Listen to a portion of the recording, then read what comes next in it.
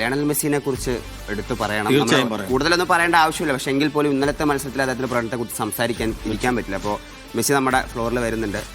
Messi ഇന്നലെ ആദ്യം ആ പെനാൽറ്റി മിസ് ചെയ്യുന്നു. ഈ ടൂർണമെന്റിൽ 2ാം തവണയാണത്. പക്ഷേ പെനാൽറ്റി ഗോൾ വേണ്ട, തനിക്ക് അതിനുള്ള സൊല്യൂഷൻ തൻ്റെ കയ്യിലുണ്ടെന്ന് മെസ്സി കൃത്യമായി പറയുകയാണ്. അപ്പം മെസ്സിയുടെ ഇന്നലത്തെ ഒരു പ്രകടനം ആ ടീമിന്റെ ഒരു ആത്മവിശ്വാസം എത്രത്തോളം വർദ്ധിപ്പിച്ചിട്ടുണ്ടാവും? തീർച്ചയായും ഒരു നാണക്കേടിന്റെ റെക്കോർഡ് കൂടി ഇന്നലെ തോറ്റിരുന്നെങ്കിൽ മെസ്സിക്കുണ്ടാവുമായിരുന്നു. അതിപ്പോഴും ഉണ്ട്, പക്ഷേ ആ ഒരു ജയത്തിൽ അതെല്ലാം ഇല്ലാതാവുകയാണ്. എന്ന് വെച്ചാൽ ഒരു ലോകകപ്പിൽ 2 പെനാൽറ്റികൾ മിസ്സാക്കുന്നു എന്നുള്ളതാണ്. അപ്പോൾ ഇന്നലെ ലയണൽ മെസ്സിയെ പോലെയുള്ള ഒരു താരത്തിൽ നിന്ന് അങ്ങനെ ഒരു വലിയ മിസ് സംഭവിക്കാൻ പാടില്ലാത്തതായിരുന്നു. പക്ഷേ കഴിഞ്ഞ വേൾഡ് കപ്പിൽ സംഭവിച്ചിട്ടുണ്ട്. പോളണ്ടിനെതിരെയുള്ള ആ ക്രൂഷ്യൽ മാച്ചിൽ ഒരു പെനാൽറ്റി മിസ്സാക്കിയിട്ട് ആ ടീം തിരിച്ചു വന്നു, ശരിയാണ്. പക്ഷേ ഇവിടെ ആ ഒരു ഈജിപ്തിനെതിരെയൊക്കെയുള്ള ഒരു മാച്ചിൽ ആ ഒരു പെനാൽറ്റി മിസ്സാക്കുന്നു. സ്വാഭാവികമായും അതൊരു അപലക്ഷണമായി കണ്ട് ഒരു തോൽവിയിലേക്ക് ഞങ്ങളിത് പോകുന്നു. ഇപ്പൊ 2 ഗോൾ വഴങ്ങുകൂടി ചെയ്തപ്പോൾ അർജന്റീന ആരാധകർ ഉറപ്പിച്ചു മെസ്സി ഒരു പെനാൽറ്റി പാഴാക്കുന്നു, 2 ഗോളുകൾ വഴങ്ങുന്നു, തീർന്നു എന്ന് ചോദ്യശരങ്ങൾ മുഴുവൻ മെസ്സിയുടെ നേർക്കായിരിക്കും. അത് മാത്രമല്ല മെസ്സി കരഞ്ഞു.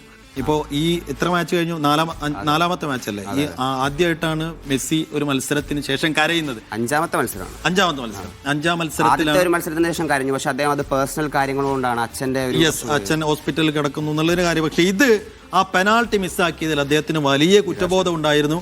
അദ്ദേഹം കരഞ്ഞു. ആ കരഞ്ഞതിനുള്ള കാരണം അദ്ദേഹം പറയുകയാണ്. അപ്പോൾ ഇന്നലെ എന്തുകൊണ്ടായിരിക്കും ആ പെനാൾട്ടി മിസ്സായത് എന്നുള്ളത് പലപ്പോഴും ഞാൻ ആലോചിക്കുകയാണ്. അത് ജഡ്ജ് ചെയ്യാൻ എങ്ങനെ ഈജിപ്ത് ഗോളിക്ക് പറ്റി എന്നുള്ളതാണ്. അപ്പോൾ അത് അദ്ദേഹത്തിന്റെ കിക്കുകൾ വീക്കാവുന്നു എന്നുള്ളതിന്റെ ലക്ഷണമായി നമുക്ക് കാണാം.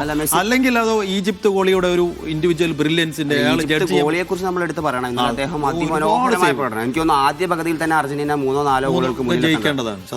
അപ്പം ഈ മെസ്സി പെനാൽറ്റി എടുക്കുമ്പോൾ ഈ പഴയതുപോലെ തന്നെ വീണ്ടും സമ്മർദ്ദത്തിലാവുന്നു. അങ്ങനെ സമ്മർദ്ദം വരേണ്ട ഒരു കാര്യം അദ്ദേഹത്തിന്. പക്ഷേ എല്ലാം നേടിയിട്ടും വീണ്ടും അദ്ദേഹം കരയുന്നത് കാണുമ്പോൾ നമുക്ക് ഇനിയും അദ്ദേഹത്തിന് നേടാനുള്ള അപ്പോൾ സ്ലാട്ടൻ ഇബ്രാഹിമോവിച്ച് ഇന്നലെ മത്സരത്തിന് ശേഷം പറയുന്നത് അയാളുടെ വിജയദാഹം, ആ വിജയദാഹത്തിൽ നിന്നുണ്ടാകുന്ന പ്രഷർ അതിപ്പോഴും അയാൾ വിട്ടുപോയിട്ടില്ല എന്ന് ഇബ്രാഹിമോവിച്ച് ഇന്നലെ പറഞ്ഞത്. പക്ഷെ അത് തന്നെ ആയിരിക്കണം കാര്യം.